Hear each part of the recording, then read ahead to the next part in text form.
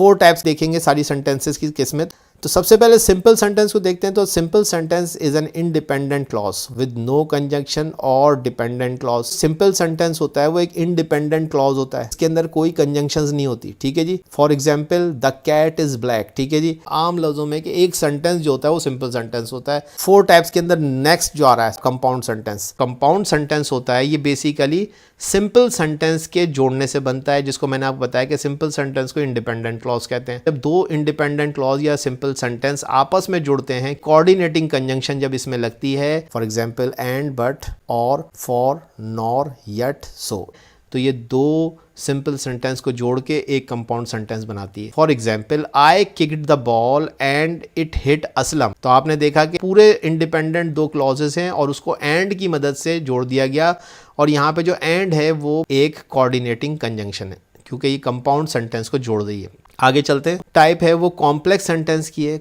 Complex sentence के अंदर पहली बात तो ये कि एक अदद इंडिपेंडेंट क्लॉज होगा, यानी कि एक अदद सिंपल सेंटेंस होगा उसके अंदर। दूसरी चीज़ ये होगी कि एक डिपेंडेंट क्लॉज होगा।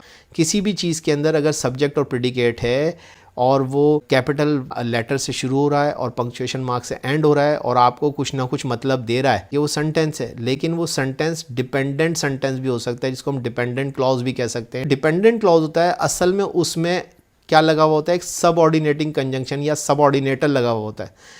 ये जो सबऑर्डिनेटर होता है ये जैसे ही लगता है तो वो माने उसके अधूरे रह जाते हैं। मिसाल के तौर पे अगर आप यहाँ पे देखें, ये व्हेन जो लगा हुआ है ये सबऑर्डिनेटिंग कंजंक्शन है, और अगर आप देखें इस कंजंक्शन को निकाल दें और खाली इसको पढ़ें, द केक इज ब्राउन, ये एक पूरा का पूरा इंडिपेंडेंट क्लॉज था, ये एक सिंपल सेंटेंस था। लेकिन जब इस सिंपल सेंटेंस के अंदर ये सबऑर्डिनेटिंग कंजंक्शन लगी तो अब इसके माने अधूरे रह गए।